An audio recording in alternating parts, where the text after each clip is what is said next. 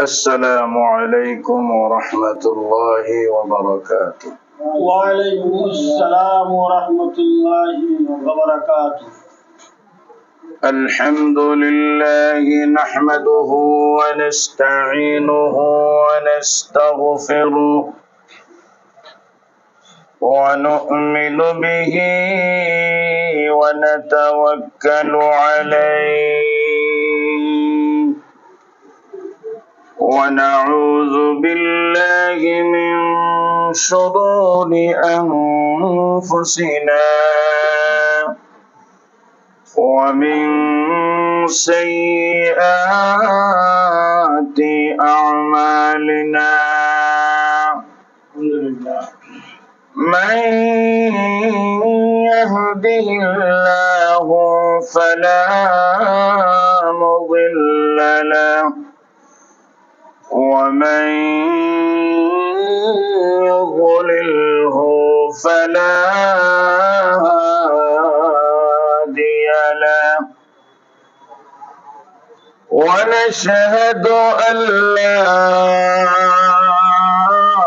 إله إلا الله وحده لا شريك له ونشهد أن سيدنا وسندنا وحبيبنا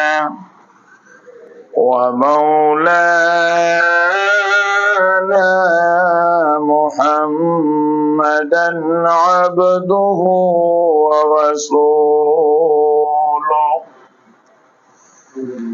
الذي أرسل إلى الناس كافة بشيرا ونذيرا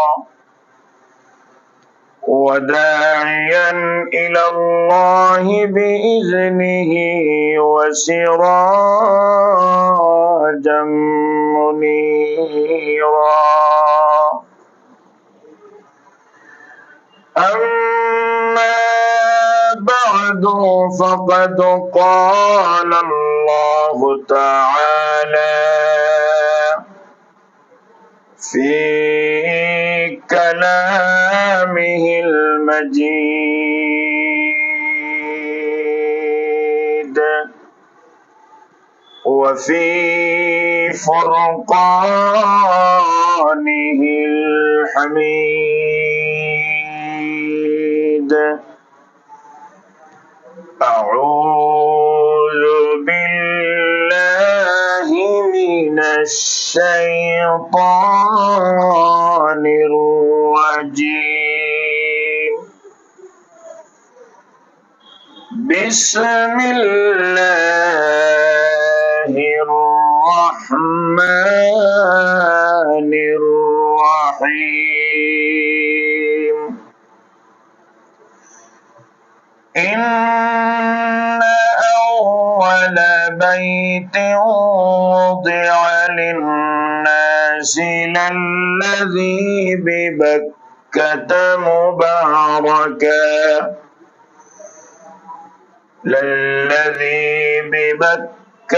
مباركا وهدى للعالمين فيه آيات بينات مقام إبراهيم ومن دخله كان آمنا ولله على الناس حج البيت من استطاع إليه سبيلا ومن كفر فإن الله غني عن العالمين وقال تبارك وتعالى وإذ جعلنا البيت مثابة للناس وأمنا واتخذوا من مقام إبراهيم مصلى وعهدنا إلى إبراهيم وإسماعيل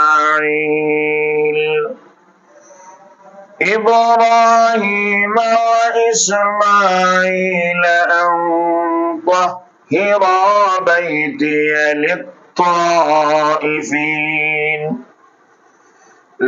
للطائفين والعاكفين والركع السجود.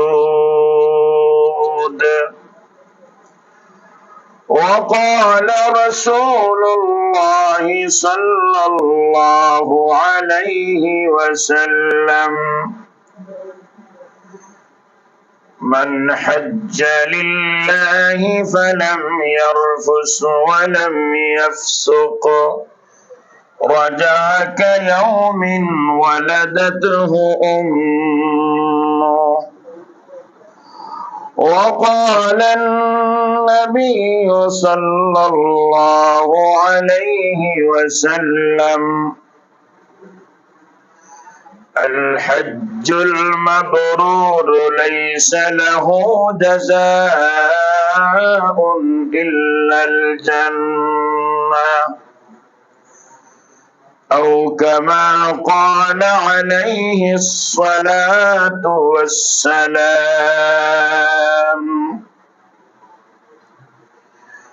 آمنت بالله صدق الله مولانا العظيم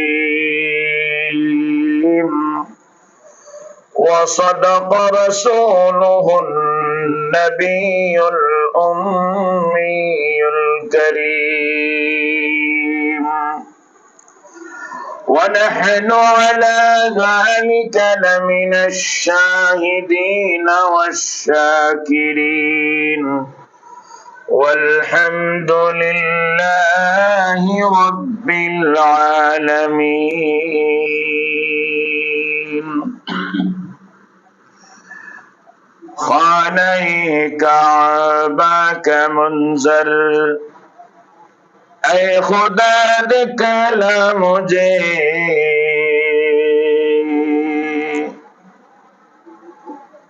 خانہ کعبہ کا منظر اے خدا دکھلا مجھے، مکہ و شہر مدینہ دیکھنے کو دے مجھے، مکہ و شہر مدینہ دیکھنے کو دے مجھے، وہ مقامات مبارک کی زیارت ہو نصیب، وہ مقامات مبارک کی زیارت ہو نصیب، جس میں رحمت بے شمارہ دیکھنے کو دے مجھے، جس میں رحمت بے شمارہ دیکھنے کو دے مجھے، خانہ کعبہ کو پوچھو تلبیہ کہتے ہوئے، خانہ کعبہ کو پوچھو تلبیہ کہتے ہوئے، استلام حجر اسود سے مشرف کر مجھے، استلام حجر اسود سے مشرف کر مجھے، اے خدا سیراب کر دے آب زمزم سے مجھے، ऐ खुदा सैराब कर दे आब ज़मज़म से मुझे, हाथ उठाओ दर पा तेरे जब पिलाए तो मुझे, हाथ उठाओ दर पा तेरे जब पिलाए तो मुझे। शौक आतिश से तड़पता हो सदा मैं बेकरार, शौक आतिश से तड़पता हो सदा मैं बेकरार, हाजिरी शहर मदीना का मुनासिब मुझे, हाजिरी शहर मदीना का मुनासिब मुझे। हम गुनहगारों से मौला सद दुरूद सद सलाम, हम गुनहगारों से मौला सद दुरूद सद सलाम, वासिल रौज़ा शरीफ सईदुल कौनैन हो, वासिल रौज़ा शरीफ सईदुल अकवान हो। अल्हम्दुलिल्लाह सुम्मा अल्हम्दुलिल्लाह। আমিরুন নেসা ফাউন্ডেশন সলফ পূর্ব বীরগাঁও শান্তিগঞ্জ সুনামগঞ্জের উদ্যোগে আয়োজিত আজকের মাসিক ইসলাহি আলোচনা ও দোয়া মাহফিলের বর্তমান অধিবেশনের সম্মানিত সভাপতি সাহেব হযরত মাওলানা কুতবুদ্দিন চৌধুরী সাহেব দামাত বারাকাতুহুমুল আলিয়া, আরো উপস্থিত আছেন ফাউন্ডেশনের সুনামধন্য দক্ষ পরিচালক আমার অত্যন্ত স্নেহের ছোট ভাই জনাব মোহাম্মদ আব্দুল মালিক সাহেব এবং আজকের এই আলোচনা আপনারা যারা দেখছেন শুনছেন সকলকে অন্তরের অন্তঃস্থল থেকে জানাই শুভেচ্ছা ও অভিনন্দন। রব্বে করিম আজকে আমাদেরকে এই ইসলাহি মাহফিলের মধ্যে সমবেত হওয়ার যে তৌফিক দান করেছেন, আমাদেরকে যারা সময় দিয়েছেন, আমাদেরকে যারা দেখছেন শুনছেন, আমরা সকলেই আল্লাহ পাকের শুকরিয়া আদায় করছি আলহামদুলিল্লাহ। সম্মানিত শ্রোতা ও দর্শক মন্ডলী, আজকের এই মাসিক ইসলাহি আলোচনা ও দোয়ার মাহফিলে কর্তৃপক্ষ আমার নামে একটা বিষয় নির্ধারিত করেছেন। এই বিষয় হলো হজ্জের তাৎপর্য, হজ্জের ফজিলত, গুরুত্ব নিয়ে আলোচনা করা।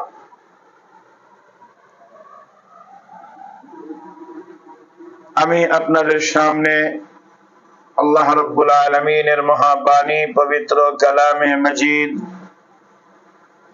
ফুরকানে হামিদের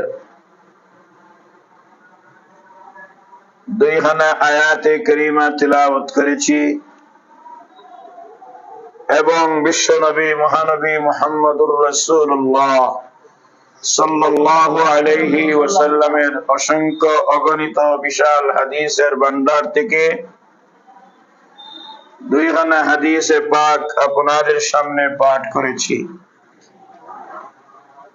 এবং হজ্জের সাথে সম্পর্কযুক্ত একটি উর্দু একটি মুনাজাত ও আপনাদের সামনে আমি পেশ করেছি। যদি রব্বে করিম আমাকে তৌফিক দান করেন তাহলে আমার তেলাওয়াতকৃত আয়াত এবং নবীজির হাদিসকে সামনে রেখে এমন কিছু আলোচনা পেশ করার ইচ্ছা পোষণ করেছি যে আলোচনার দ্বারা আমরা যারা আজকে আলোচনা করছি, শুনছি, দেখছি, আল্লাহ পাক সকলকে যেন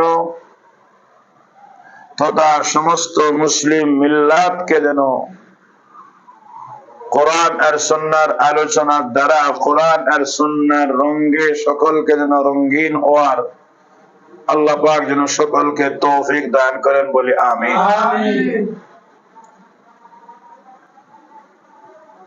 সম্মানিত দর্শক ও শ্রোতা মণ্ডলী, আমার মূল আলোচনায় প্রবেশের আগে আপনাদের সামনে হজ্জের সংজ্ঞা, হজ্জের পারিভাষিক অর্থ, এই সবগুলা বর্ণনা করার আগে একটা হাদিস আপনাদের সামনে পেশ করছি। সকলে অন্তরের অন্তঃস্থল থেকে মনোযোগ সহকারে শোনার চেষ্টা করি। قال رسول الله صلى الله عليه وسلم بني الإسلام على 5 شهادة أن لا إله إلا الله وأن محمد رسول الله وإقام الصلاة وإيتاء الزكاة والحج وصوم رمضان أو كما قال عليه الصلاة والسلام।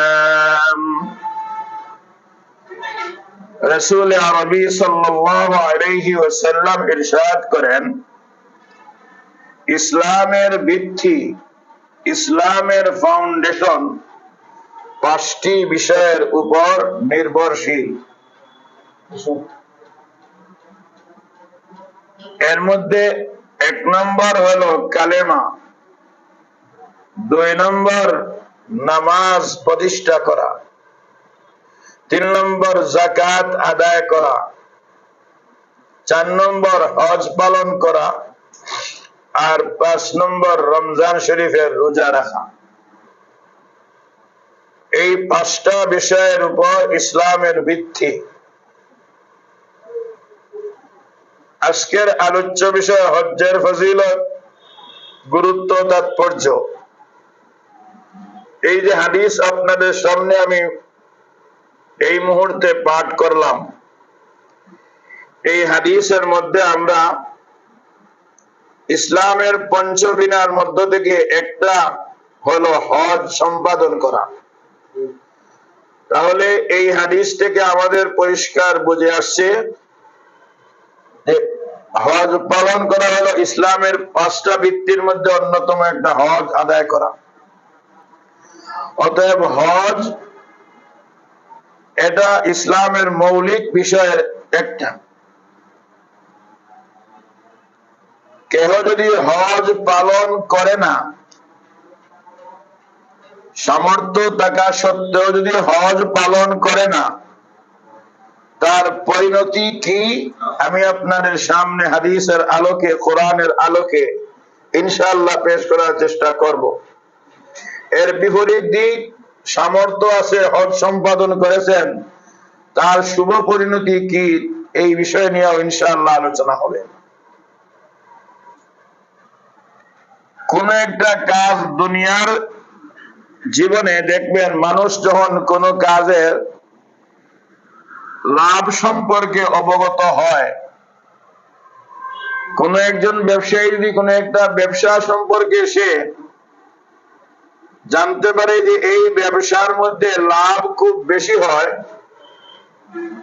স্বাভাবিক নিয়ম অনুযায়ী মানুষ এই ব্যবসার দিকে ধাবিত হয় যে ওই ব্যবসার মধ্যে তুলনামূলকভাবে বেশি লাভ হয়, এই জন্য এই ব্যবসা করাটা উচিত। তো ঠিক তেমনি ভাবে প্রত্যেকটা আমলের ফজিলত, লাভের আলোচনা হাদিসের মধ্যে রয়েছে। হজ এর গুরুত্ব আপনাদের সামনে তুলে ধরবো, এর আগে তার ফজিলত নিয়ে কিছু আলোচনা করব। আল্লাহর নবী, বিশ্ব নবী মুহাম্মদুর রাসূলুল্লাহ সাল্লাল্লাহু আলাইহি ওয়াসাল্লাম এক হাদিসের মধ্যে ইরশাদ ফরমান, তাবিউ বাইনাল হজ্জ ওয়াল উমরাহ ফাইন ينفيان الفقر والذنوب كما ينفي الكير خبث الحديد والذهب والفضة أو كما قال عليه الصلاة والسلام। আল্লাহর নবী, বিশ্ব নবী মুহাম্মদুর রাসূলুল্লাহ সাল্লাল্লাহু আলাইহি ওয়াসাল্লাম ইরশাদ ফরমান, আমার উম্মতেরা তোমরা বেশি বেশি করে হজ এবং উমরা পালন করো। তাবিউ বাইনাল হজ্জি ওয়াল উমরা, হজ পালন করছো তো উমরা করো, উমরা পালন করছো তো হজ আদায় করো। কারণ হজ আর উমরার মধ্যে কি ফায়দা, কি লাভ? আল্লাহ নবী, বিশ্ব নবী মুহাম্মদুর রাসূলুল্লাহ সাল্লাল্লাহু আলাইহি ওয়াসাল্লাম ইরশাদ ফরমান, হজ আর উমরা যদি বেশি থেকে বেশি পালন করা যায়, ফাইন্নাহুমা ইয়ানফিয়ানিল ফাকরা ওয়াজ-যুনুব, হজ সম্পাদন করার কারণে তোমার দরিদ্রতা দূর হয়, হজ আর উমরা পালন করার কারণে তোমার জীবনের সমস্ত গুনাহ মাফ হইয়া যায়। এটা এমন ভাবে মাফ হয়, এমন ভাবে গুনাহ দূরীভূত হয়। আল্লাহর নবী, বিশ্ব নবী ওই হাদিসের মধ্যে ফরমান, যেমন ভাবে হাপর, লোহা, স্বর্ণ এবং রূপাকে, স্বর্ণ এবং রৌপ্যকে পরিষ্কার করতে পারে, ঠিক তেমনি ভাবে হজ এবং উমরা যদি কেউ পালন করে তার আমলনামায় যেমন ভাবে গুনাহ থাকে না, এমন ভাবে তার জীবনে দরিদ্রতাও থাকে না। রব্বে করিম দুনিয়ার জীবনে তাকে গুনাহমুক্ত বানান আর তার অভাব দূর করে দেন, তাকে আল্লাহ ধনী বানাইয়া দেন। আর ওই হাদিসের শেষে আল্লাহর নবী মুহাম্মদুর রাসূলুল্লাহ সাল্লাল্লাহু আলাইহি ওয়াসাল্লাম ইরশাদ ফরমান, আল্লাহর নবী ফরমান, ওয়াল হাজ্জাতুল মাবরুরাতু লাইসা লাহু সাওয়াবুন ইল্লাল জান্নাহ। আর বান্দা ওই যে হজ পালন করবে, এই হজ যদি আল্লাহর দরবারে কবুল হয়ে যায় তাহলে এই হজের বদলা আল্লাহর নবী ফরমান জান্নাত ছাড়া আর কিছু নাই। মুহতারাম হাজিরিন কিরাম, হজ পালনের মধ্যে দুনিয়াতেও লাভ, আখিরাতেও লাভ, উভয় জগতে হজের ফায়দা আছে, হজের ফজিলত আছে, হজের পুরস্কার রয়েছে। অতএব যাদের উপর আল্লাহ রাব্বুল আলামিন হজকে ফরজ করে দিয়েছেন এদের জন্য আমরা দোয়া করি, আর আমাদের যাদের উপর এখনো হজ ফরজ হয় নাই আমাদের জন্য দোয়া করি আল্লাহ সকলকে যেন হজের সামর্থ্য দিয়া হজ পালনে তাড়াতাড়ি করে এই কাজকে সম্পাদন করার আল্লাহ যেন তৌফিক দান করেন।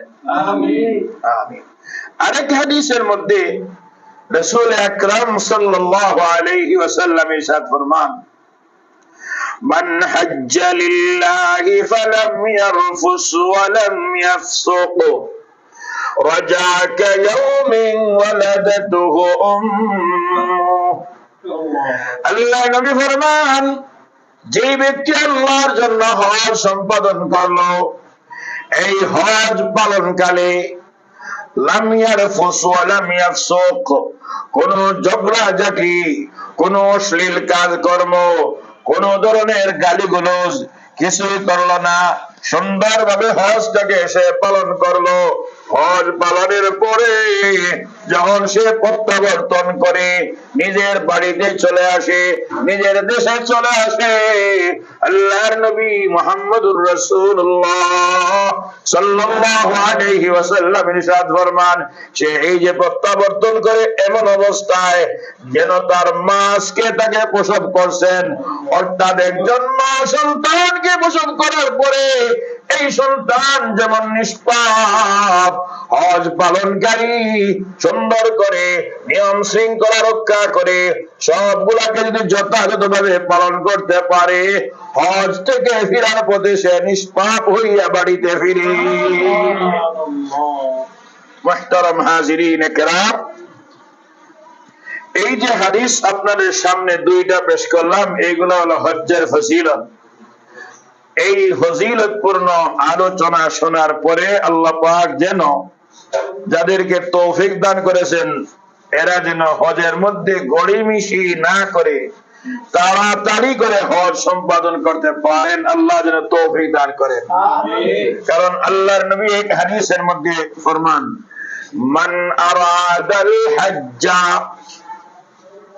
ফালইয়াতাআজ্জাল, আল্লাহর নবী বিশ্বনবী ফরমান, যেই ব্যক্তি হজ করার ইচ্ছা পোষণ করেছে আর যেন গড়িমিশি না করে, আর যেন অলসতা না করে, সে যেন তাড়াতাড়ি করে হজ সম্পাদন করে নেয়। কারণ জানা নাই কখন সে গরিব হয়ে যেতে পারে, আর গরিব যদি হয়ে যায় আর তার হজের কোনো তৌফিক না থাকে, তাহলে এই জিম্মা তার উপর থেকে যায়। অতএব এই যদি হজ না করে অবস্থায় মারা যায়, তাহলে তার যে কত ভয়াবহ দুরবস্থা হবে। আল্লাহর নবী বিশ্ব নবী মুহাম্মদুর রাসূলুল্লাহ সাল্লাল্লাহু আলাইহি ওয়াসাল্লাম আরেক হাদিসের মধ্যে ইরশাদ ফরমান, আল্লাহর নবী ফরমান, মান লাম ইয়ামনাহু আনিল হজ্জি হাজাতুন যাহিরাতুন আও সুলতানুন হাবিসুন أو سلطان جائر أو مرض حابس فمات ولم يحج فليمت إن شاء يهوديا وإن شاء نصرانيا। আল্লাহ নবী বিশ্ব নবী ফরমান, যেই ব্যক্তির বাহ্যিক কোনো হজ পালন না করার বাহ্যিক কোনো কারণ নাই, জালেম কোন সরকার তাকে বাধাও দেয় নাই, শারীরিক ভাবে তার কোনো উযরও নাই, এমনিতেই যে হজ পালন করা বাদ দিয়া দিল, এমন অবস্থায় সে মারা গেল, আল্লাহ নবী বিশ্ব নবী ফরমান, সে ইহুদি হইয়া মরুক, খ্রিস্টান হইয়া মরুক, এতে আল্লাহ নবী ফরমান আল্লাহর কোনো যায় আসে না। সম্মানিত উপস্থিতি, সম্মানিত দর্শক বৃন্দ, এই যে হাদিসগুলো আমরা শুনলাম, এই হাদিসের ভিত্তিতে আমরা বুঝলাম সামর্থ্য যখন আসে হজ পালনে কোনো দেরি করার সুযোগ নাই। আর সামর্থ্য না থাকলে এর জন্য আল্লাহর দরবারে আমাদেরকে জবাবদিহিতা করতে হবে না, কারণ সকলের জন্য তো হজ ফরজ নয়। যাদেরকে আল্লাহ তৌফিক দিয়েছেন তারাই হজ সম্পাদন করবে। প্রশ্ন থাকবে, হুজুর কাকে আল্লাহ হজের তৌফিক দিয়েছেন আর কাকে হজের তৌফিক দেন নাই? আমার তেলাওয়াতকৃত আয়াতে আল্লাহ পাক ফরমান, ওয়ালিল্লাহি আলান নাসি হিজ্জুল বাইতি মান ইসতাতা ইলাইহি সাবিলা। আল্লাহ পাক রব্বুল আলামিন ফরমান, ওয়ালিল্লাহি আলান নাস, মানুষের উপর কর্তব্য, মানুষের উপর আল্লাহ পাক ফরজ করে দিয়েছেন, আল্লাহর জন্য হিজ্জুল বাইতি, কাবা ঘরের হজ সম্পাদন করা, ওই ব্যক্তির জন্য মানিস্তাতা ইলাইহি সাবিলা, যে ব্যক্তি বায়তুল্লাহ পর্যন্ত পৌঁছার সামর্থ্য রাখে, অর্থাৎ তার নিজের ঘর থেকে বায়তুল্লাহ পর্যন্ত পৌঁছতে যত পয়সা লাগবে, যত টাকা লাগবে, যত খরচা লাগবে, ওই পরিমাণ সম্পদ যার আছে এবং এই সফরের সময় তার পরিবার পরিজনের ভরণ পোষণের জিম্মাদারি, সে আপনার এইগুলার দায়িত্ব নিয়ে যাইতে পারবে। আর কোনটা টাকা বেশি লাগবে এমন নয়, ওই পরিমাণ সামর্থ্য যার আছে সে যে কোটি কোটি টাকার মালিক হলে হজ ফরজ হবে, বিষয়টা এমন নয়। বায়তুল্লাহ যাইতে তোমার যত পয়সা লাগবে, ওই পরিমাণ টাকা যদি থাকে, ওই পরিমাণ সম্পদ থাকে, তাহলে আল্লাহ ফরমান ওই সম্পদের উপর হজ ফরজ করা হয়েছে। এই হজ যদি তুমি পালন করো, দুনিয়া এবং আখিরাত উভয় জাহানে এর প্রতিফল তুমি ভোগ করবে। আর যদি তুমি হজ পালন না করো, দুনিয়া আখিরাত উভয় জাহানে তুমি এর নতিজা ভোগ করতে হবে, এতে কোনো সন্দেহ নাই। মুহতারাম হাজিরিন কিরাম, উমর রাদিয়াল্লাহু তাআলা আনহুর জামানার একটা ইতিহাস আপনাদের সামনে তুলে ধরি। উমর রাদিয়াল্লাহু তাআলা আনহু তিনি একদিন বলেন যে আমার মনে চায়, আমি এটা সিদ্ধান্ত নিয়েছি, আল্লাহর কসম করে বলেন আমি সিদ্ধান্ত নিয়েছি, শহরের মধ্যে আমি কিছু মানুষকে প্রেরণ করব, তারা পর্যবেক্ষণ করে দেখবে কার হজের সামর্থ্য আছে আর কার সামর্থ্য নাই। যাদের হজের সামর্থ্য আছে ওরা যদি হজ আদায় না করে, ওদের উপর কর আরোপ করা হবে, ওরা কর দিয়ে থাকতে হবে। মাহুম মুসলিমিন, মাহুম মুসলিমিন, এরা মুসলমান নয়, এরা মুসলমান নয়। নবীর সাহাবী ওমর রাদিয়াল্লাহু আনহু এই কথা দুইবার বলেছেন যে এরা মুসলমান নয়, এরা মুসলমান নয়। হজের সামর্থ্য আছে আর হজ যদি সে পালন না করে, আল্লাহর নবীর সাহাবী, জলিলুল কদর সাহাবী, জান্নাতের সার্টিফিকেট প্রাপ্ত 10 সাহাবীর দ্বিতীয় নম্বর সাহাবী, খলিফাতুল মুসলিমিন হিসেবে দ্বিতীয় নম্বর খলিফা হযরত ওমর রাদিয়াল্লাহু তাআলা আনহু ফরমান, হজের সামর্থ্য আছে আর হজ পালন করে না, এই মানুষটা মুসলমান নয়, এই মানুষটা মুসলমান নয়। আল্লাহ রাব্বুল আলামিন আমাদের প্রত্যেক মালদার যারা আছেন, যাদেরকে আল্লাহ হজের সামর্থ্য দিয়েছেন, ওরা যেন তাড়াতাড়ি করে হজ পালনের জন্য নিয়ত করেন। চিল্লায় বলি আমিন। মুহতারাম হাজিরিন কিরাম, হজের আরেকটা ফজিলত সংক্রান্ত আরেকটা হাদিস আপনাদের সামনে আমি পেশ করি, এরপরে আমার আলোচনাকে সামনে নিয়ে যাওয়ার চেষ্টা করি। আল্লাহর নবীর একজন সাহাবী হযরত আমর ইবনুল আস রাদিয়াল্লাহু তাআলা আনহু তিনি বর্ণনা করেন, ইসলামের প্রতি আমার মন যখন আকৃষ্ট হয়ে গেল, ইসলামের আকর্ষণ আমার মনের মধ্যে যখন খুব প্রবল ভাবে আমাকে আঘাত করতে লাগলো, ইসলামের মায়া মমতা স্নেহ এগুলা যখন আমার মধ্যে উত্তর উত্তর উন্নতি হতে লাগলো, আল্লাহর নবী বিশ্ব নবী মুহাম্মদুর রাসূলুল্লাহ সাল্লাল্লাহু আলাইহি ওয়াসাল্লামের দরবারে উপস্থিত হয়ে বললাম, ইয়া রাসূলুল্লাহ, ইয়া হাবিবাল্লাহ, ও আল্লাহর নবী, আপনার হাতটা বাড়িয়ে দেন, আপনার কাছে বায়াত হব, আপনি মেহেরবানি করে হাতটা আমার দিকে আগায়া দেন। আল্লাহর নবী বিশ্ব নবী হাতটা সামনের দিকে আগাইলেন, কিন্তু হযরত আমর ইবনুল আস রাদিয়াল্লাহু আনহু নিজের হাতটা আবার তিনি গুটাইয়া নিলেন। নবীজি ফরমান, রে আমার, এইমাত্র বললা হাত তোমার দিকে আগাইয়া দিব, আমি হাত আগাইলাম, তোমারটা গুটাইয়া নিলা কেন? হযরত আমর ইবনে আস রাদিয়াল্লাহু তাআলা আনহু ফরমান, ইয়া রাসূলুল্লাহ, ইয়া হাবিবাল্লাহ, শর্ত একটা আছে। নবীজি ফরমান, কি তোমার শর্ত? আমর ইবনে আস রাদিয়াল্লাহু আনহু ফরমান, ও আল্লাহর নবী, শর্ত হলো এই যে আমার গুনাহ সব কি মাফ করে দেওয়া হবে, আমার গুনাহ কি মাফ হয়ে যাবে। আল্লাহর নবী, বিশ্ব নবী আমর ইবনে আস কে সম্বোধন করে বললেন, আমালিমতা, ও আমর ইবনে আস, তুমি কি জানো না আনাল ইসলাম ইয়াহদিমু মা কানা ক্বাবলাহু, ইসলাম ধর্ম গ্রহণ করলে তার পিছনে জিন্দেগির সব গুনাহ আল্লাহ পাক মাফ করে দেন।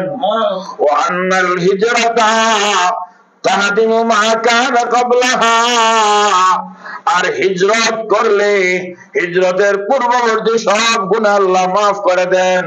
ও আন্নাল হজ্জা ইয়াহদিমু মা কানা ক্বাবলাহু, আর হজ হলো এমন একটা আমল যে হজ আদায়ের পরে হজের পূর্বের সব গুনাহ আল্লাহ মাফ করে দেয়।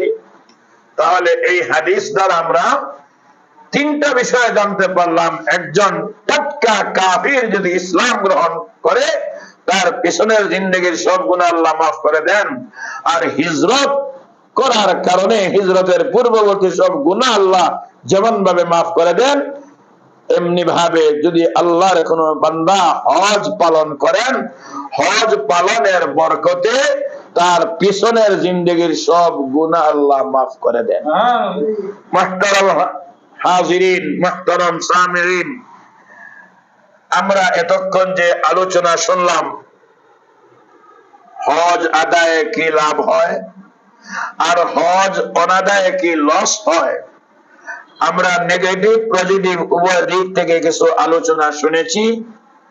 আল্লাহ পাক রব্বুল আলামিন আমাদের যারা আজকে আলোচনাটা শুনছেন এবং যারা দেখছেন প্রত্যেকের কাছে বিনীত অনুরোধ করব, হজ আদায়ের আগে যাদের উপর হজ ফরজ, এদের জন্য হজ্জের মাসআলা মাসাইল জানাটাও ফরজ। নামাজ যেমন ফরজ, নামাজের মাসআলা মাসাইল শিক্ষা করা ফরজ। আমি যদি নামাজ আদায় করি, আমার মধ্যে নামাজের জ্ঞান নেই, দেখা দেখি নামাজ আদায় করি, এই নামাজের কোনো ভ্যালু আল্লাহর কাছে যেমন নাই, ঠিক তেমনি ভাবে হজ আমার উপর ফরজ, কিন্তু হজের কোনো জ্ঞান আমার জানা নাই, মানুষে করতেছে আমিও করলাম, কোনো কিছু জানলাম না, এমন ভাবে হজ আদায় করলেও হজের কোনো ভ্যালু নাই। এই জন্য হজের মাসলা মাসাইল জানা আমাদের অবশ্যই অপরিহার্য কর্তব্য। তাই আসুন সংক্ষিপ্ত ভাবে হজ বলতে কি বোঝায়, হজের শাব্দিক অর্থটা কি, হজের পারিভাষিক অর্থ কি, হজের ফরজ ওয়াজিব নিয়ে কিছু আলোচনা করি। আল্লাহ পাক রব্বুল আলামিন আমাদেরকে কথাগুলা জানার, বুঝার, মানার, সমাজের মধ্যে পৌঁছায়া দেওয়ার আল্লাহ যেন সকলকে তৌফিক দান করেন। হজ শব্দের শাব্দিক অর্থ হলো ইচ্ছা করা। হজ শব্দের শাব্দিক অর্থ হলো ইচ্ছা করা। হজ শব্দের পারিভাষিক তথা শরঈ অর্থ হলো নির্দিষ্ট সময়ে, নির্দিষ্ট নিয়মে, নির্দিষ্ট সময়ে, নির্দিষ্ট নিয়মে নির্দিষ্ট কিছু কাজ করার ইচ্ছা করার নাম হলো হজ। আবার বলছি, হজের শাব্দিক অর্থ হলো ইচ্ছা করা, আর পারিভাষিক অর্থ হলো নির্দিষ্ট সময়ে, নির্দিষ্ট নিয়মে নির্দিষ্ট কিছু কাজ করার ইচ্ছা পোষণ করার নাম হলো হজ। যেমন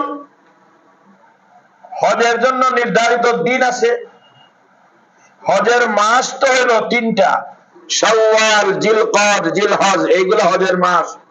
বলে হজের মাস তিনটা কেমনে? শাওয়াল মাসের 1 তারিখ ঈদুল ফিতর, ওই দিন যদি কেহ বিশ্বের যে কোনো প্রান্তর থেকে এহরাম বেঁধে হজের উদ্দেশ্যে কাবার উদ্দেশ্যে সে রওনা হয়ে যায়, তাহলে তার এহরাম বাঁধা এটা ঠিক আছে। কারণ শাওয়াল মাস হজের মাস, জিলকদ মাস হজের মাস, জিলহজ মাস হজের মাস। মাস কয়টা হলো? তিনটা। আল হজ্জু আশহুরুম মালুমাত। আল্লাহ পাক ফরমান হজের মাস নির্ধারিত। এই নির্ধারিত মাস তিনটা, শাওয়াল, জিলকদ, জিলহজ।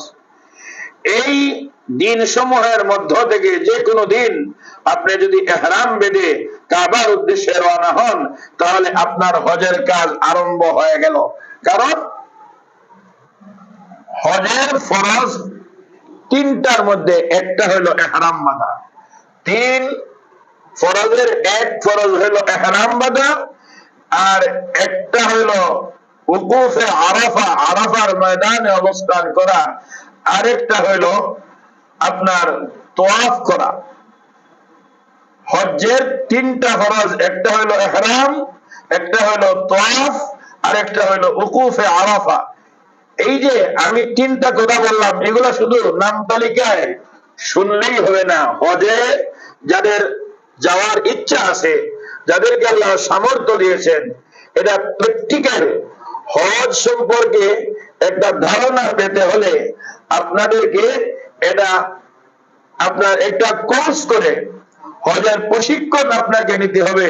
তখন কেমনে আপনি ইহরাম বাঁধবেন, কেমনে আপনি তোয়াফ করবেন, কেমনে আপনি উকুফে আরাফা করবেন, এইগুলো আপনাদেরকে প্রশিক্ষণের মাধ্যমে শিখাইয়া দেওয়া হবে। আমি শুধু এই অনুষ্ঠানের মধ্যে আজকের আলোচনায় হজের তিনটা ফরজের কথা বললাম। হজের আপনার 5টা অথবা 6টা, কোন কিতাবে 9টা ওয়াজিবের আলোচনা রয়েছে। আপনার উকুফে মুজদালিফা, অর্থাৎ মুজদালিফার ময়দানে অবস্থান করা একটা ওয়াজিব। আপনার মাথা মুন্ডন করা আরেকটা ওয়াজিব কাজ। এর মধ্যে কোরবানি করা আরেকটা ওয়াজিব কাজ। এভাবে সাই বাইনাস সাফা ওয়াল মারওয়া, আপনার সাফা মারওয়ার মধ্যখানে দৌড়ানো, এটা আরেকটা ওয়াজিব কাজ। শয়তানকে কঙ্কর মারা, এটা আরেকটা ওয়াজিব কাজ।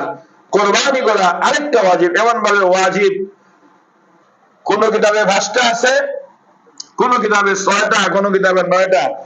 মানে এক একটাকে আপনার ভিন্ন আঙ্গিকে বিবরণ দিতে গিয়া এই 5টাকে 9 ভাবে আপনার উল্লেখ করা। কেহ 9টা বলেছেন, কেহ 6টা বলেছেন, কেহ 5টা বলেছেন, কিন্তু ওই 5টার ভিতরে 9 রয়েছে, 5এর ভিতরে 6 রয়েছে, এর মধ্যে কোনো মতবিরোধ নাই। মুহতারাম দোস্ত বুজুর্গ, আপনার এরকম ভাবে অনেক সুন্নাহ রয়েছে হজের মধ্যে। আপনার বহু সুন্নত আমল আছে, আপনার হজের মধ্যে অনেক মুস্তাহাব আমাল রয়েছে। এই সবগুলা আপনার একদিনের বৈঠকে বিবরণ দিয়া শেষ করার মতো যোগ্য আমি নই। মুহতারাম হাজিরিন কেরাম, সম্মানিত দর্শক মন্ডলী, এই যে হজের সামান্য কিছু আলোচনা করলাম, এরপরে আরো আলোচনা রয়েছে। হজ এক ধরনের নয়, হজের বিভিন্ন প্রকার আছে। হজ 3 প্রকার। একটা হজকে বলা হয় হজ্জে কিরান, আরেকটা হজকে বলা হয় হজ্জে ইফরাদ। এই সবগুলো আপনার প্রশিক্ষণের মাধ্যমে জেনে বুঝে ইহরাম বেঁধে আল্লাহর ঘরে যাওয়ার জন্য সকলকে আল্লাহ পাক যেন সমভাবে তৌফিক নসিব করেন, বলে আমিন। সম্মানিত হাজিরিন কেরাম, এইগুলা হলো মাসআলা মাসাইলের বিষয়, যেগুলা সামান্য সময়ে অল্প পরিসরে এগুলা বিবরণ দেওয়া শেষ হবার নয়।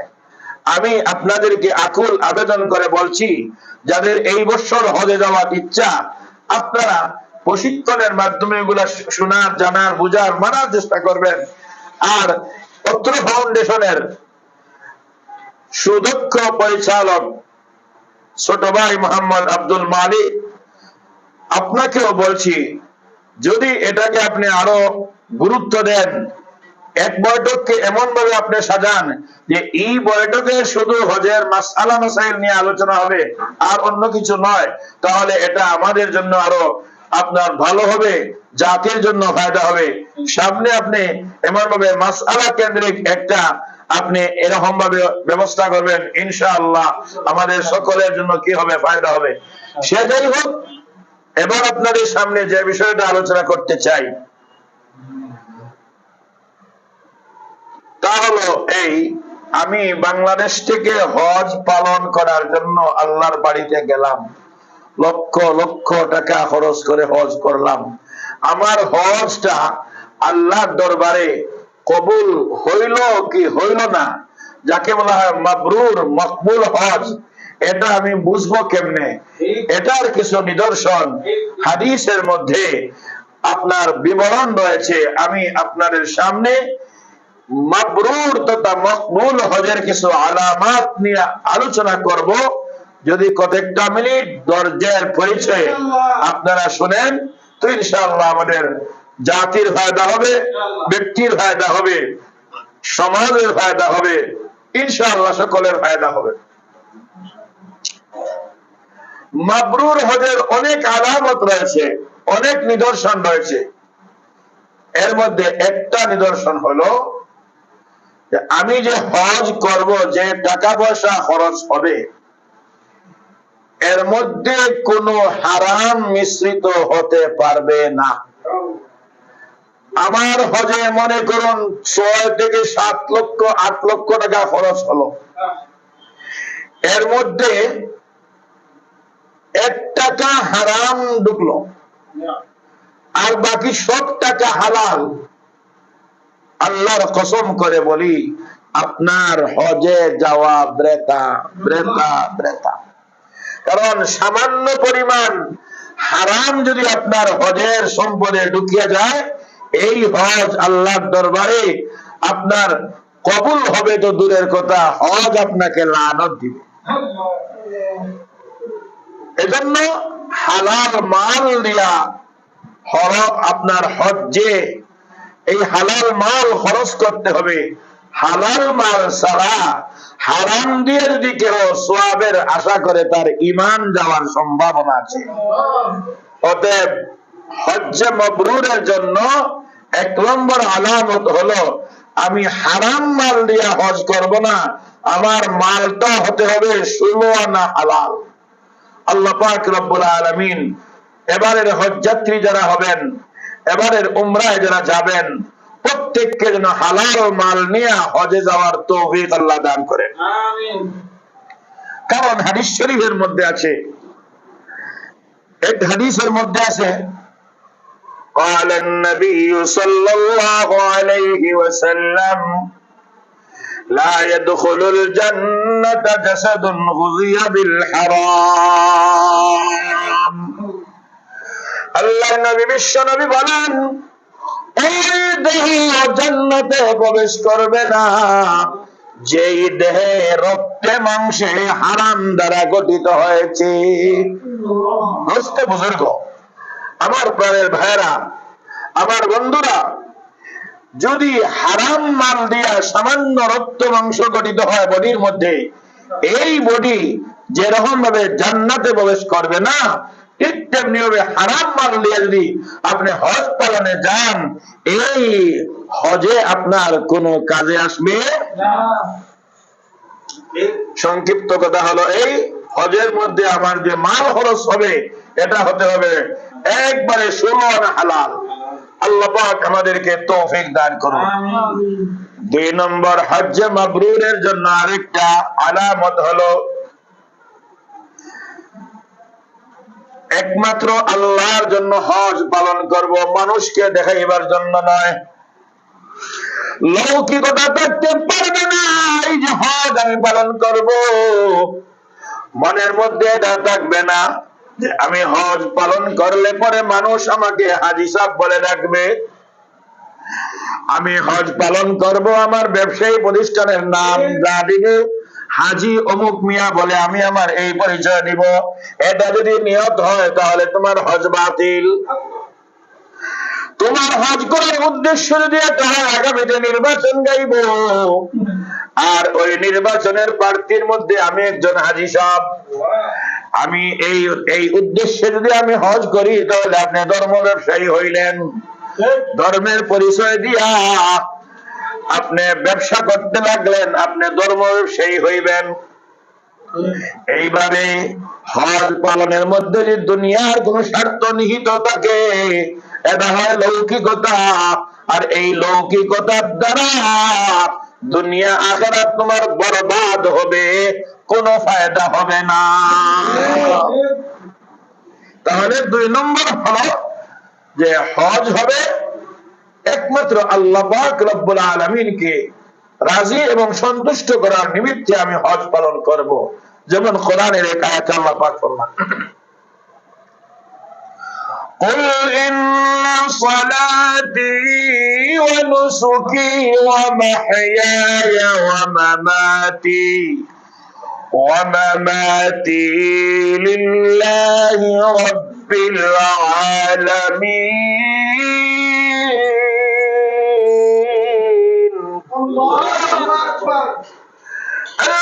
বিশ্বনবী মুহাম্মদুর রাসূলুল্লাহ সাল্লাল্লাহু আলাইহি ওয়াসাল্লামকে সম্বোধন করে আমার আল্লাহ বলেন, নবী গো, দুনিয়ার মানুষকে এই কথা জানাইয়া দাও, রে দুনিয়ার মানুষেরা তোমরা সবাই জেনে রাখো, ইন্না সালাতি ওয়া নুসুকি ওয়া মাহইয়ায়া ওয়া মামাতি লিল্লাহি রাব্বিল আলামিন। প্রত্যেকের জন্য এটা বলা উচিত, প্রত্যেকের জন্য এই সিদ্ধান্ত নেওয়া উচিত, প্রত্যেকের জন্য ফরজ আইন যে আমি যখন নামাজ আদায় করব, নামাজটা হবে একমাত্র কার জন্য? কুরবানি হবে কার জন্য? হজ হবে কার জন্য? যাকাত হবে কার জন্য? যাবতীয় কাজ হবে আল্লাহর জন্য। ইয়া মুলকি ওয়া মাহইয়ায়া ওয়া মামাতি, এই দুনিয়ার জীবনে আমার বেঁচে থাকাটাও হবে আল্লাহর জন্য, আমার মরণটাও হবে ওয়া মামাতি, আমার মরণটা হবে লিল্লাহ, আল্লাহর জন্য। ওই আল্লাহর জন্য যিনি লিল্লাহি রাব্বিল আলামিন, বিশ্ব জাহানের প্রতিপালক, তার জন্যই হবে আমার নামাজ, তার জন্য হবে আমার কোরবানি, তার জন্য আমার জীবন, তার জন্য আমার মরণ। অতএব হজ পালন যখন করব, এর মধ্যে কোনো লৌকিকতার স্থান নাই, আল্লাহর জন্য হজ পালন করব। যদি এমনটা হয়, ইনশাআল্লাহ আমার আপনার হজটা হবে মকবুল, এতে কোনো সন্দেহ নাই। এই হলো 2টা। 2 নম্বর বললাম এটা।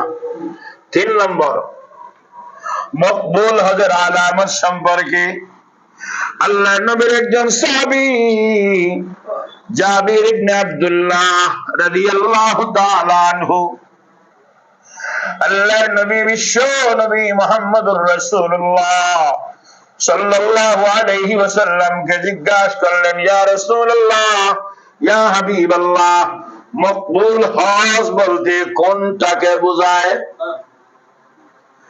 আল্লাহর নবী বিশ্ব নবী ফরমান, হজের সময় মানুষকে বেশি করে খাবার খাওয়ানো এবং মানুষের সঙ্গে ভালো ভালো কথা বলা। আল্লাহর নবী হাদিসের মধ্যে ফরমান, ইতআমুত তাআম ওয়া তিবুল কালাম। হজের মৌসুমে, হজের সময়ে মানুষকে ভালো ভালো খাবার দিয়া তার আপ্যায়ন করা আর তার সঙ্গে ভালো ভালো কথা বলা, এটা হলো মকবুল হজের আলামত, নিদর্শন। হজ্জের মধ্যে গিয়ে আপনি কৃপণতা করবেন, এটা ইসলাম বরদাস্ত করে না। আর হজ্জের মধ্যে গিয়ে আপনি খারাপ কথা বলবেন, এটাও ইসলাম সমর্থন করে না। যদি আপনি কৃপণতা করেন, আবার খারাপ ভাষায় কথা বলেন, তাহলে আপনার হজ মৌসুমে আপনার 12টা বাজাইলো, হজ কবুল হবে তো দূরের কথা, এই হজ আপনার জন্য দুনিয়া আখেরাতে মুসিবত ডেকে আনবে। এই হজ দ্বারা কোনো ফায়দা হবে না। এটা কয় নম্বর বললাম? 3 নম্বর। 4 নম্বরের আলামত সম্পর্কে ওই জাবির ইবনে আব্দুল্লাহ রাদিয়াল্লাহু তাআলা আনহু থেকে রিওয়ায়াত পাওয়া যায়, তিনি নবীজিকে আরেকবার বললেন, ইয়া রাসূলুল্লাহ, মাবরুর হজের আলামত কি? তখন নবী করিম সাল্লাল্লাহু আলাইহি ওয়াসাল্লাম ফরমান যে হজ্জের সফরে মানুষকে খাবার খাওয়ানো, আবার হজ্জের সফরে মানুষের সাথে ইফশাউস সালাম, বেশি থেকে বেশি সালাম প্রদান করা, সালাম দেওয়া। কারণ অনেকে দেখবেন যারা বড় উচ্চ পদস্থ হয়ে যান, ওরা কিন্তু সালামের অপেক্ষায় থাকে যে আমাকে সালাম দেওয়া হোক, আমি বড় মসজিদের ইমাম, আমি বড় মাদ্রাসার হুজুর, হ্যাঁ আমি সমাজের বড় একজন ব্যক্তিত্ববান মানুষ, ও সালাম দিবে আমাকে, আমি কেন তাকে দিব? এই যে অহংকারে কাজ করে, এই অহংকার নিয়ে আপনি যদি হজেও যান, হজ কবুল হবে না। এই জন্য সালামের ব্যাপারে নবীজির প্রেসক্রিপশন হলো যে আপনি যত বেশি আগে বেড়ে সালাম দিবেন, আপনার অন্তর থেকে অহংকার দূর হয়ে যাবে। নবীজির হাদিসে নবীজি ফরমান, আল বাদি বিসসালাম বারিউম মিনাল কিবরি। আল্লাহর নবী ফরমান, প্রথম সালামকারী অহংকার মুক্ত, প্রথম সালামকারী অহংকার মুক্ত। হজ্জে গিয়েও আল্লাহর নবীজি মুহাম্মদুর রাসূলুল্লাহ সাল্লাল্লাহু আলাইহি ওয়াসাল্লাম এটা শিক্ষা দিচ্ছেন যে হজকে মকবুল বানাতে হলে তুমি হজ্জের সফরে মানুষকে বেশি করে আহার করাও আর বেশি করে সালাম দাও। মুহতারাম হাজিরিন কেরাম, এটা হলো 4 নম্বর বললাম মকবুল, হজ মকবুল হওয়ার আলামতের মধ্যে। 5 নম্বরের বেলায় হযরত সাইয়্যিদুনা আবু বকর সিদ্দিক রাদিয়াল্লাহু তাআলা আনহু নবীজিকে বললেন, ইয়া রাসূলুল্লাহ, হজ্জের মধ্যে কোন কাজ করলে বেশি সওয়াব হয়? আল্লাহর নবীকে যখন প্রশ্ন করলেন হযরত আবু বকর সিদ্দিক রাদিয়াল্লাহু আনহু, তখন তিনি দুইটা কথা বললেন। হে আবু বকর, হজ মৌসুমে যারা তালবিয়া উচ্চ আওয়াজে পাঠ করবে, লব্বাইক আল্লাহুম্মা লব্বাইক, লব্বাইক লা শারীকা লাক লব্বাইক, ইন্নাল হামদা ওয়ান নি'মাতা লাক ওয়াল মুলক লা শারীকা লাক।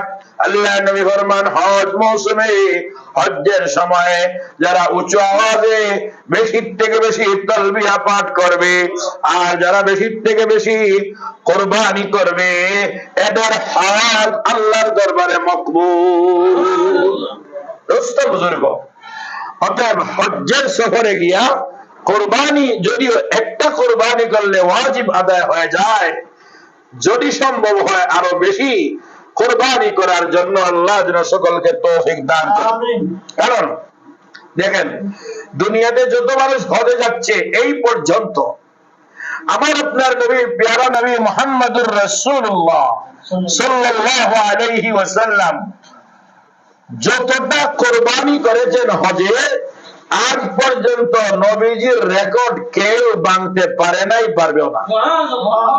নবীজি হজ্জে 100টা কুরবানি করেছেন, 100 আপনার উট কুরবানি করেছেন, নিজ হাতে 63টি কুরবানি নবীজি নিজে করেছেন, আর বাকিগুলো হলো আলী রাদিয়াল্লাহু তাআলা আনহুর দ্বারা এগুলা করাইছেন। অতএব নবীজি 100 উট কুরবানি করেছেন। আজ পর্যন্ত হজে গিয়া কেউ 100 উট কুরবানি করেছে বলে আমাদের জানা। অতএব বেশি থেকে বেশি যারা চেষ্টা করব, আল্লাহ পাক এই হজকে মকবুল বানায় দিবেন। যে আল্লাহ রাব্বুল আলামিন আমাদের জন্য যেন এমন ভাবে কবুল করে যে হজ্জে গেলে তালবিয়াও আমরা উৎসাহ আওয়াজে পড়বো, আর সামর্থ্য থাকলে কুরবানি একাধিক করবো। আল্লাহ যেন তৌফিক নসিব করে। এই কয়টা বললাম, 6টা হয়ে গেছে মনে হয়, 5টা না 6টা হয়ে গেছে। এরপরে আরেকজন সাহাবী নবীজিকে প্রশ্ন করলেন, ইয়া রাসূলুল্লাহ, ইয়া হাবিবাল্লাহ, মকবুল হজের আলামত কি? তখন নবী করিম সাল্লাল্লাহু আলাইহি ওয়াসাল্লাম মকবুল হজের আলামতের ব্যাপারে বলেছেন, হজ্জের সময়ে সব প্রতিবেশী সুলভ আচরণ মানুষের সাথে করতে হবে। আপনার রুমমেট যারা আছেন এদের সঙ্গে যদি আপনি ভালো ব্যবহার করেন, তবে বাড়িতে আপনার এই প্রতিবেশীর সঙ্গে ভালো ব্যবহার করার সওয়াব পাইবেন এবং আপনার হজটা কি হবে? মকবুল হবে। এই জন্য এই দিকেও আমাদেরকে লক্ষ্য রাখতে হবে। আর আরেকটা হলো মকবুল হজের আলামত, এটা বড় জবরদস্ত একটা আমল। এটা বলা সহজ, করা কঠিন। একজন বুজুর্গ তাবেঈ, বুজুর্গ আলিমান তাবেঈ, একজন সাউর ইবনে ইয়াজিদ রাহমাতুল্লাহ আলাইহি, তাকে প্রশ্ন করা হয়েছিল মকবুল হজ বলতে কি বোঝায়। তিনি বলেছিলেন, যেই মানুষের মধ্যে তিনটা বৈশিষ্ট্য নাই, এই মানুষের হজটা আপনার এই মানুষের হজটা নিরাপদ নয়। হজটা কিনা নিরাপদ না। এক নম্বর হলো হজ্জের মধ্যে আপনাকে ধৈর্য থাকতে হবে। কি থাকতে হবে? ধৈর্য থাকতে হবে। আপনি যদি ধৈর্য হারা হয়ে যান, তাহলে অধৈর্যের হজ হজ্জে মাকবুল হতে পারে না। দুই নম্বর হলো আপনার মধ্যে পূর্ণ মাত্রায় তাকওয়া থাকতে হবে। হজের মধ্যে গিয়ে যদি তাওয়াফের সময় যদি আপনি নারী আর পুরুষের এই যে আপনার একসঙ্গে তাওয়াফ, ওই সময় যদি আপনি তাওয়াফের দিকে মনোনিবেশ না হইয়া কোন নারীর দিকে আপনি তাকান, তাহলে আপনার তাকওয়া তো দূরের কথা, হজ বাতিল হয়ে যাইবে। অতএব আপনাকে তাকওয়া অবলম্বন করতে হবে। ভাইরা আমার, লক্ষ্য করুন, শরীয়তের মাসআলার দিকে একটা কথা লক্ষ্য করুন। কোন একজন নারী বুরকা পরিহিত অবস্থায় রাস্তা দিয়ে অতিক্রম করতেছে, শরীয়ত বলে যদি ওই বোরকা দিকে আপনি তাকান গুনাহ হবে না, কারণ তার চেহারা দেখেন নাই। কিন্তু তাকওয়া বলে ওই নারীর বোরকার উপরে আপনি চাইতে পারবেন না। তাকওয়ার দাবি হলো আপনি যদি বোরকার উপরে তাকে দৃষ্টি দেন, মনের মধ্যে কল্পনা জাগবে ওই নারীর বোরকার বাহিরে তাকে দেখলাম, ভিতরটা না জানি কত সুন্দর, তার বডির সাইজটা কেমনে হবে। এই যে এটা কল্পনা জল্পনা চলে আসে, এই জল্পনার কারণে অন্তরের তাকওয়া বিদায় হয়ে যায়। আপনার মধ্যে আমার মধ্যে যখন তাকওয়া কাজ করে না, অতএব হজে যখন যাবেন আপনার চোখকেও সামলাইতে হবে, হাত সামলাইতে হবে, জবান সামলাইতে হবে, পা সামলাইতে হবে। এমন ভাবে চলতে হবে যে আমার চলার কারণে যেন তাকওয়ার কোনো ব্যাঘাত না ঘটে, আমার দ্বারা যেন কোনো গুনাহ না হয়, আমার দ্বারা কোনো যেন অশালীন কথা বাহির না হয়। এই জন্য আপনাকে খুব সতর্কতার সাথে থাকতে হবে। সাউর ইবনে ইয়াজিদ বলেন, যে ব্যক্তির মধ্যে তিনটা জিনিস নাই, তার হজটা নিরাপদ নয়। এক নম্বর হইল ধৈর্য, এই ধৈর্য আপনাকে আমাকে থাকতে হবে। দুই নম্বর হইল তাকওয়া, তাকওয়া থাকতে হবে। আর তিন নম্বর হইল সদাচার, ভালো ব্যবহার। এই তিনটা বিষয় যদি না থাকে, হজ্জে মাবরুর হওয়ার আশা করা যায়। মুহতারাম হাজিরিন কেরাম, কয়টা বললাম? সাতটা বললাম। 8 নম্বর হলো মাবরুর হজ, মাকবুল হজ। আমার হইল কি হইল না, সিনার জন্য আরেকটা মানদণ্ড হইল হজ পালনের পরে ব্যক্তির দুনিয়ার ব্যাপারে মনটা আর আগ্রহী থাকবে না। দুনিয়ার প্রতি তার মধ্যে একটা অনীহা চলে আসবে, আখিরাতের প্রতি তার মনটা আপনার আগ্রহী হয়ে যাইবে। অতএব এটা যদি কোনো ব্যক্তির জীবনে ঘটিয়া যায়, বুঝে নিতে পারবেন তার হজকে রব্বে করিম কবুল করেছেন, এই ব্যক্তির হজ মকবুল হয়ে গেছে। আর 9 নম্বর হলো হজ্জে মাবরুরের সর্বশেষ আলামত হলো আল্লাহর বান্দা হজ আদায়ের আগে নামাজ, রোজা এবং দ্বীনের অন্যান্য কাজের মধ্যে সে অবহেলায় ছিল। হজ আদায়ের পরে 5 ওয়াক্তের নামাজ নিয়মিত আদায় করে, নিয়মিত দাড়ি রাখে, নিয়মিত পর্দা করে, নিয়মিত তাহাজ্জুদ আদায় করে, ইশরাকের নামাজ পড়ে, আওয়াবিনের নামাজ পড়ে, কোরআনের তেলাওয়াত তার ঠিকই আছে। এইভাবে যদি দেখা যায় তার মধ্যে পরিবর্তন দেখা যায়, লেনদেনও ঠিক আছে, অর্থাৎ এক কথায় মুআমালাত ঠিক আছে, মুআশারাত ঠিক আছে, আখলাকিয়াত ঠিক আছে, সব যখন দেখবেন তার মধ্যে পুরা পরিবর্তন এসে গেছে, নিশ্চিতভাবে বলা যায় রব্বে করিমের কাছে তার হজ কবুল হয়ে গেছে। মুহতারাম হাজিরিন কেরাম, এবার বুঝে থাকলে আমরা বলি, প্রত্যেক বছর অনেক মানুষ আছে এমন প্রত্যেক বছর হজ করে কিন্তু তার ব্যবহারের মধ্যে পরিবর্তন হয় নাই। প্রত্যেক বছর হজ করে এখনো কিন্তু মুখের মধ্যে দাড়ি রাখতে পারে নাই। হজ পালন করে সুদের ব্যবসা ছাড়তে পারে নাই। হজ পালন করে ঘুষের ব্যবসা ছাড়তে পারে নাই। হজ পালন করে জুয়া ছাড়তে পারে নাই। হজ পালন করে মদ ছাড়তে পারে নাই। হজ পালন করে গাঁজাখুরি ছাড়তে পারে নাই। এমন অনেক হাজি আসেনি না নাই? তাহলে এই হজের কোনো ভ্যালু আছে? এই হজের কোনো ভ্যালু নাই। আপনি হজ পালন করেছেন কারণ হজের মাধ্যমে আল্লাহ পাক মানুষকে হেদায়েত দান করেন। অর্থাৎ আপনি যদি হজ পালন করার পরেও আপনার অবস্থা আগের মতোই হয় তাহলে এই হজের কোনো গুরুত্ব নাই, হজের কোনো মূল্য নিশ্চিত। আপনার হজের মধ্যে হারাম টাকা দিয়ে হজ করছেন, এই জন্য আপনার হজ কবুল হয় নাই। হয়তো আপনি লোন তুলে হজে গেছেন, লোন তুলে এই যে মানুষ আপনার বিল্ডিং করে ইত্যাদি করে, তখন আপনি মনে করলেন যে বিল্ডিং যদি লোন তুলে করতে পারি হজও গেলাম লোন তুলে। বলেন তো লোনের টাকা হারাম না হালাল? হারাম, এর মধ্যে কোনো সন্দেহ নাই। আপনি হালাল টাকা দিয়ে হজ করেন, ব্যবহার করেন, হজ সুন্দর করে আপনি একজন আলিমের তত্ত্বাবধানে থেকে, একজন দক্ষ মুআল্লিমের তত্ত্বাবধানে থেকে হজ পালন করেন, হালাল আর হারামকে প্রত্যক্ষ করে হজ পালন করেন, আল্লাহকে সন্তুষ্ট করার জন্য হজ পালন করেন, লৌকিকতা বর্জন করেন, দেখবেন ইনশাআল্লাহ এই হজ দুনিয়া এবং আখিরাত উভয় জাহানে আমাদের জন্য অবশ্যই মঙ্গল হবে, এতে কোনো সন্দেহ নাই। আল্লাহ পাক রব্বুল আলামিন আমাদের সকলকে যেন হজ পালনের জন্য কবুল আর মঞ্জুর করেন। কারণ হজ্জের মধ্যে যে পরিমাণ মাগফিরাত পাওয়া যায়, যে পরিমাণ হজ্জের মধ্যে আপনার গুনাহ মুক্তির যে ব্যবস্থা আছে এটা আর কোনোভাবে পাওয়া যায় না। যেমন এক হাদিসের মধ্যে আসে আরাফার ময়দানে সন্ধ্যা বেলায় আল্লাহর নবী বিশ্ব নবী উম্মতের জন্য দোয়া করতেছেন, আল্লাহ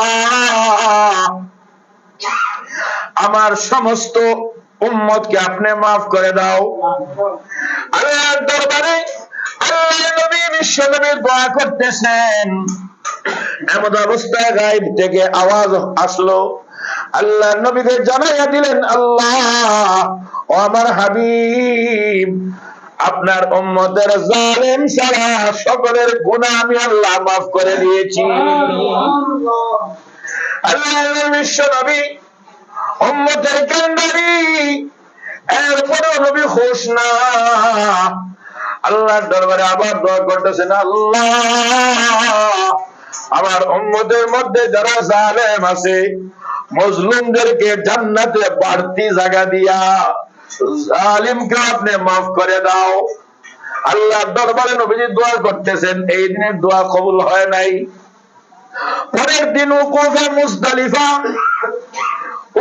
মুজদালিফায় আল্লাহ নবী দোয়া করতেছেন। সকালবেলা নবীজির আল্লাহর দরবারে নবীজি যে দোয়া করতেছেন দোয়া কবুল হয়ে গেছে। দোয়াটা কবুল হয়ে যাওয়ার পর আল্লাহ নবী মুস্কি আসতেছেন।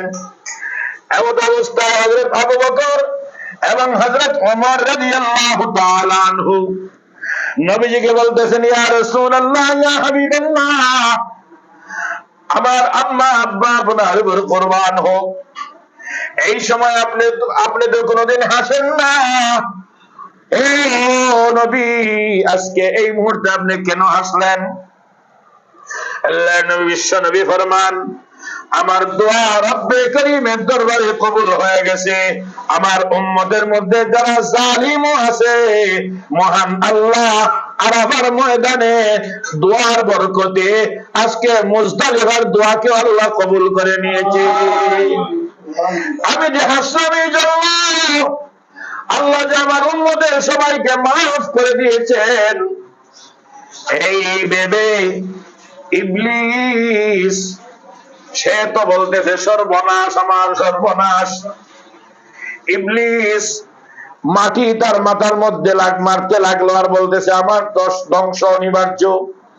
বনি আদমের সবাইকে মাফ করে দেওয়া হলো, সবাইকে মাফ করে দেওয়া হলো, যার জন্য চাইলাম ওরা যেন মাফ না পায়, কিন্তু আল্লাহ তো সকলকে মাফ করে দিয়েছেন। আল্লাহ নবী ফরমান, আবু বকর, ওমর শয়তানের আফসোস আর আকাঙ্ক্ষা দেখে, তার হতাশা দেখে আমি নবীর মধ্যে হাসির উদ্রেক হলো, এই জন্য আমি হাসছি। ভাইরা আমার, আরাফার ময়দানে আল্লাহ পাক রব্বুল আলামিন উকুফ আরাফার দিনে প্রথম আকাশে অবতরণ করেন আর ফেরেশতাদেরকে বলেন, ও ফেরেশতারা তোমরা সাক্ষী থাকো, আজকে ওই জায়গার মধ্যে যারা আছে আমি ওদের সকলকে জাহান্নাম থেকে নাজাত দিয়া জান্নাতের ঘোষণা দিলাম। মুহতারাম হাজিরিন কেরাম, প্রত্যেকটা আমলে যদি আলাদা আলাদা ভাবে আপনাদের সামনে বলতে যাই আর অনেক সময়ের প্রয়োজন, একটা দুইটা হাদিস বলে আমার আলোচনাকে এটি টানবো ইনশাআল্লাহুল আজিজ। যেমন আমরা যারা হজে যাই, আমরা হজরে আসরে চুম্বনের চেষ্টা করি।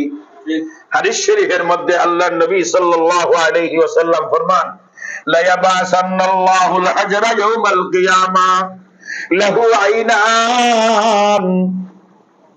আল্লাহর নবী ফরমান, বিশ্ব নবী ফরমান, কিয়ামতের দিন অবশ্যই আল্লাহ পাক রব্বুল আলামিন হজরে আসওয়াদ কে উঠাইবেন, যার দুইটা চক্ষু থাকবে, একটা জবান থাকবে।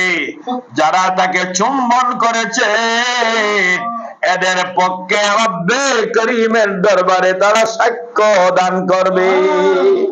অর্থাৎ হজরে আসওয়াদ সাক্ষী দিয়ে বলবে, আল্লাহ ওই বান্দা আমাকে স্পর্শ করেছে, আপনি তাকে মাফ করে দেন। মুহতারাম হাজিরিন কেরাম, এই জন্য আমি যে মুনাজাতের মধ্যে একটা বলেছিলাম যে খানায়ে কাবা কো পুছো তলবিয়া कहते हुए, আয় আল্লাহ খানায়ে কাবার মধ্যে আমাদেরকে আপনি পৌঁছাইয়া দাও। এই খানায়ে কাবার মধ্যে গিয়া হজ বিষয়ে যত কাজ করব, এর মধ্যে একটা হলো হজরে আসওয়াদের ইস্তেলাম করা, স্পর্শ করা। ইস্তেলামে হজরে আসওয়াদ সে মুশাররফ কর মুঝে আল্লাহ, খানায়ে কাবার মধ্যে বসে আমি যেন হজরে আসওয়াদকে একবার স্পর্শ করতে পারি, আর না হয় ইস্তেলাম করতে পারি। যদি খানায়ে কাবায় বসে ইস্তেলাম করতে পারি, এমন ভাবে সবুজ বাতি আছে, ইশারা করতে পারি, তার স্পর্শ করার সওয়াব হয়ে যাবে। হজরে আসওয়াদ আমার আপনার জন্য কিয়ামতের ময়দানে রব্বে করিমের কাছে সাক্ষ্য দিবে। মুহতারাম হাজিরিন কেরাম, আর হজ্জের মধ্যে যত ফায়দা আছে এর মধ্যে একটা হলো তাওয়াফ। হাদিসের মধ্যে আছে প্রত্যেক দিন হাজীদের উপরে আল্লাহ পাক 120টা রহমত নাজিল করেন। এর মধ্যে যারা তাওয়াফ করেন তাদেরকে আল্লাহ 60টা রহমত দান করেন, যারা নামাজ আদায় করেন তাদেরকে 40টা দেন, আর যারা শুধু আল্লাহর ঘরের দিকে এমনি তাকাইয়া থাকে, কোনো কিছুই পড়তেছে না, শুধু তাকাইয়া রইছে, এদের আমল নামায় আল্লাহ 20টা রহমত দান করেন। মুহতারাম হাজিরিন কেরাম, আল্লাহ পাক আমাদের সকলকে এই যে টুটাফাটা কয়েকটা কথা বললাম, হজ আদায়ের লাভ, অনাদায়ের লস, হজের ফজিলত, হ্যাঁ হজ্জে মাবরুর কাকে বলে, এই যে টুকটাক কিছু কথা বললাম, আমাকে আপনাদের সকলকে আল্লাহ পাক যেন এই কথাগুলা জেনে এই কথাগুলা মানার, সমাজের মানুষের কাছে এই কথাগুলা পৌঁছাবার তৌফিক আল্লাহ যেন দান করেন। সবাই বলে আমিন। ওয়া আখিরু দাওয়ানা আনিল হামদুলিল্লাহি রাব্বিল আলামিন। আজকে আমাদের এই অনুষ্ঠানের মধ্যে যারা অংশগ্রহণ করেছেন, বিশেষ করে আমার আজকের যে এই অনুষ্ঠানের পরিচালক জনাব আব্দুল মালিক ভাই, ওনার আম্মা দুনিয়াতে আছেন, আল্লাহ তাআলা যেন নেক হায়াত দান করেন। ওনার আব্বা নাই, আব্বা তো নাই আপনার, ওনার আব্বাকে আল্লাহ পাক যেন মাগফিরাত করেন, এবং দেশে বিদেশে আমাদের সঙ্গে যারা সংযুক্ত আছেন অথবা নাই, সকলের জীবিত এবং মৃত সকলকে যেন আল্লাহ পাক মাফ করেন। এবং আমাদের আজকের এই আয়োজনের, আজকের এই আপনার অধিবেশনের সভাপতি মাওলানা কুতুবউদ্দিন চৌধুরী সাহেব ডিরাই রাজাপুরী, ওনারও আব্বাও নাই আম্মাও নাই, তাদের মাগফিরাতের জন্য দোয়া, এবং আমার আব্বা আছেন আম্মা আছেন, তাদের নেক হায়াত সহ আরো যারা দুনিয়াতে জীবিত আছেন উলামায়ে কেরাম বুজুর্গানে দ্বীন, আমার ভাই ওনারও আব্বা অসুস্থ, আল্লাহ পাক যেন সুস্থতার জিন্দেগি নসিব করেন। আমরা সকলের জন্য দোয়া করব। ফাউন্ডেশনের অনেক সদস্য প্রবাসে আছেন, আমরা ওদের জন্য দোয়া করব। আর ফাউন্ডেশনকে অশেষ ধন্যবাদ জানাই এজন্য যে উনি যে প্রত্যেকটি মাসে যে এভাবে ইসলাহি মাহফিল করে থাকেন, আল্লাহ পাক যেন এটাকে দাইম এবং কায়েম রাখেন, কিয়ামত পর্যন্ত যেন এটা থাকে। এর মাধ্যমে জাতি উপকৃত হলে ইনশাআল্লাহ তারাও উপকৃত হবেন। আল্লাহ পাক রব্বুল আলামিন আব্দুল মালিক ভাই সহ, কুতুবউদ্দিন সিরাজি ভাই সহ, এবং আমার সামনে যে আরো ভাই আছেন নাইম ভাই সহ আমি উপস্থিত হতে পেরেছি।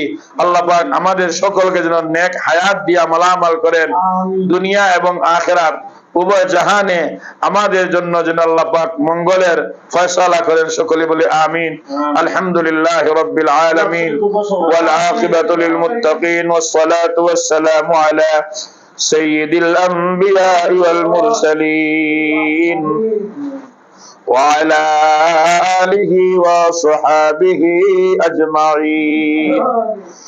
فلله الحمد رب السماوات ورب الأرض رب العالمين، وله الكبرياء في السماوات والأرض وهو العزيز الحكيم. ربنا ظلمنا أنفسنا وإن لم تغفر لنا وترحمنا لنكونن من الخاسرين. ربنا فاغفر لنا ذنوبنا ولوالدينا رب ارحمهما كما ربياني صغيرا. رب ارحمهما كما ربياني صغيرا. رب ارحمهما كما ربياني صغيرا. اے پاک پروردگار عالم مولا کریم আল্লাহ, আমাদের আজকের এই আমিরুন্নিসা ফাউন্ডেশনের এই মাহফিলকে কবুল আর মঞ্জুর ফরমাও। ইয়া আল্লাহ, ইয়া আল্লাহ, সুদক্ষ পরিচালক আব্দুল মালিক ভাই সহ আমরা যারা হাজির হয়েছি, আমরা যারা আজকের এই অনুষ্ঠানকে দেখছি, আল্লাহ মেহেরবানি করে আমাদের প্রত্যেককে কবুল আর মঞ্জুর করে নাও। ইয়া আল্লাহ, মাশিক ইসলাম আর দোয়ার মাহফিলকে আপনি কবুল আর মঞ্জুর ফরমাও। ইয়া আল্লাহ, আমাদের আম্মা আব্বাকে মাফ করিয়া দাও। আল্লাহ, ভাই বোন বিবি বাচ্চা আত্মীয় স্বজন দেশ বিদেশে যারা আছেন, আল্লাহ আপনি সকলকে মাফ করিয়া দাও। আল্লাহ, আমাদের মধ্যে যারা বিমার, আল্লাহ আপনার কুদরত থেকে শিফা নসিব ফরমাও। ইয়া আল্লাহ, জনাব আব্দুল মালিক ভাই বহু কষ্ট করে একমাত্র মাওলা তোমাকে সন্তুষ্ট করার জন্য আল্লাহ এই আয়োজন করে থাকেন প্রত্যেকটি মাসে। আল্লাহ তার এই আয়োজনকে কবুল আর মঞ্জুর ফরমাও। আল্লাহ আমাদের সকলের জন্য এই মাহফিলকে হেদায়েতের জরিয়া বানাইয়া দাও। আল্লাহ আমাদের মুর্দেগানের জন্য নাজাতের উসিলা বানাইয়া দাও। আমাদের জন্য এই মাহফিলকে নাজাতের উসিলা বানাইয়া দাও।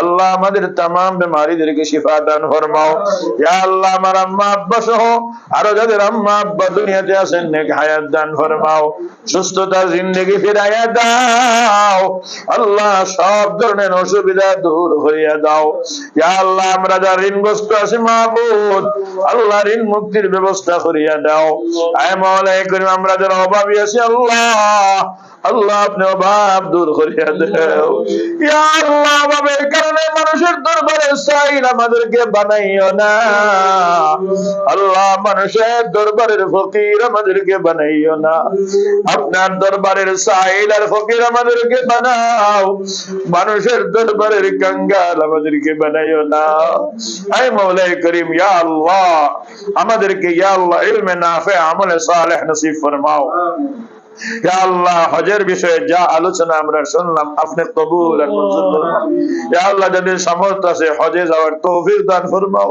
ইয়া আল্লাহ আপনার হাবিব বলেছে হজের সামর্থ্য আছে আর যারা হজ করে না এরা ইহুদি হইয়া মরুক খ্রিস্টান হইয়া মরুক ইয়া আল্লাহ এই বদদুয়া থেকে আমাদেরকে হেফাজত ফরমাও ইয়া আল্লাহ যাদের সামর্থ্য আছে তাড়াতাড়ি হজে যাওয়ার তৌফিক দান ফরমাও আয় মাওলা করিম ইয়া আল্লাহ মুসলমানদেরকে এক আর নেক বানাও ইয়া আল্লাহ মজলুম মুসলমানদেরকে সাহায্য ফরমাও ভারতের মুসলমান ফিলিস্তিনের মুসলমানকে সাহায্য ফরমাও বাংলাদেশের ইয়া আল্লাহ মুসলমানদেরকে সাহায্য ফরমাও तमाम দুনিয়ার মুসলমানদেরকে সাহায্য ফরমাও तमाम দুনিয়ার সমস্ত বাতিলদেরকে ইয়া আল্লাহ আল্লাহ এদের ভাগ্যে হেদায়েত থাকলে হেদায়েত ফরমাও হেদায়েত না থাকলে নমরুদকে যারা ধ্বংস করছে এদেরকে ধ্বংস করিয়া দাও ইয়া আল্লাহ ফিরআউনকে যারা ধ্বংস করছে এদেরকে ধ্বংস করিয়া দাও কওমে আদ আর কওমে সামুদ আর কওমে লূতকে যারা ধ্বংস করছে মাওলা মুদিরে এরকম ভাবে ধ্বংস করিয়া দাও ইয়া আল্লাহ নেতানিয়াহুকে এইভাবে ধ্বংস করিয়া দাও ইয়া আল্লাহ সমস্ত কুফরি শক্তিরে আল্লাহ আপনি ধ্বংস করিয়া দাও ইয়া আল্লাহ ইসলামী শক্তিরে আল্লাহ আপনি বাড়াইয়া দাও আল্লাহ ইমানি শক্তি আল্লাহ আপনি বাড়াইয়া দাও উলামায়ে কেরামের শান রে উঁচা করিয়া দাও মুসলমানের ভুল রে বালা ফরমাও ইসলামের শান রে উঁচা করে দাও বাংলার জমিন আল্লাহ আল্লাহ খেলাফত আল্লাহ আপনি প্রতিষ্ঠা করিয়া দাও আপনার জমিন আপনার দ্বীন রে প্রতিষ্ঠা করিয়া দাও ইয়া আল্লাহ বস্তুবাদী রাজনীতি থেকে আল্লাহ দেশকে বাঁচাও ইয়া আল্লাহ ইসলামপন্থী দেশ হওয়ার তৌফিক দান ফরমাও ইয়া আল্লাহ আবু বকর ওমর উসমান আলী যেমন ভাবে ইয়া আল্লাহ খেলাফত প্রতিষ্ঠা করেছিলেন মাওলা আমাদের বাংলার জমিন ইয়া আল্লাহ খুলাফায়ে রাশিদিনের মতো এমন ভাবে বাংলার জমিন আপনি কবুল করে নিলে ইয়া আল্লাহ কেউ বিরাইতে পারতো না মাওলা ইয়া আল্লাহ আপনি কবুল আর মঞ্জুর ফরমাও আল্লাহ আমাদের পক্ষ থেকে অসংখ্য অগণিত সালাতের সালামের হাদিয়া সোনার মদিনায় নবীজির খেদমতে পৌঁছাইয়া দাও আল্লাহ আমাদের প্রত্যেকের বারবার हरमैन शरीफैन लगी कबूल और मंजूर फरमाओ या अल्लाह आखिरी गुजारिश मरने समय खातिमा बिल खैर नसीब फरमाओ تعالى على خير خلقه محمد وعلى آله وأصحابه أجمعين آمين برحمتك يا أرحم الراحمين السلام عليكم.